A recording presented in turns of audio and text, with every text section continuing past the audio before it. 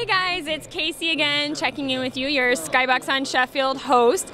So tonight is our first night game, as you can see behind me. It's one of the very cool things about Wrigley Field. So we're just going to be checking in, seeing how people are doing, how the Cubs are doing, and what everybody's thinking about the season so far. So we're here with Brian, who is a Cubs blogger from bullpenbrian.com. And Brian, can you give us a little bit of an idea of what's so cool, what's exciting about this homestand?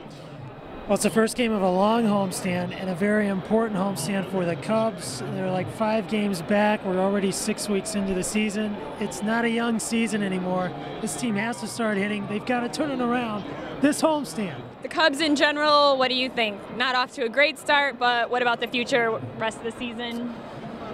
Well, I think they're in a little bit of a bind here. They're not scoring runs. They have one of their best pitchers in the bullpen, and they're relying on a 20-year-old, Starlin Castro, as the youngest player on an active roster in the big leagues, to give them a spark. That has desperation written all over it. So what's your personal advice for Mr. Piniella? It's not so much for Lou in this case. I don't know what Lou could do, really, other than maybe move D. Lee down in the lineup, move Aramis down until they can start hitting. But really, I direct it at the GM, Jim Hendry. We've got to get some relief pitching in here, get Zambrano back in the rotation. So what do we have to look forward to for the rest of the week after the Marlins? Well, with the Marlins, we get to see one exciting player in Hanley Ramirez, who was a batting champion last year. I don't think a lot of baseball fans will remember that.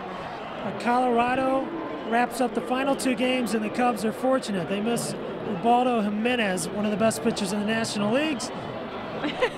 And they'll have the Pirates over the weekend as well, and they need to redeem themselves. That was a pitiful showing in Pittsburgh. They got swept by Pittsburgh.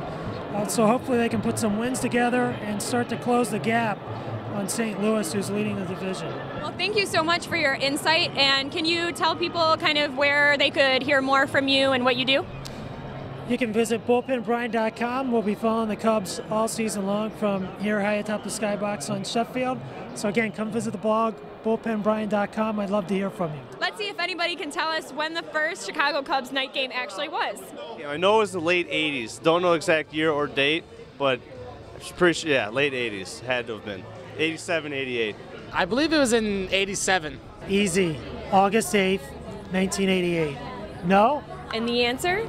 August 9th, 1988. August 9th? Oh, officially. I think it got rained out, and then they moved it to the next day. Thanks again for checking in with us. Night games are great, especially here at Skybox on Sheffield. We'll see you next time.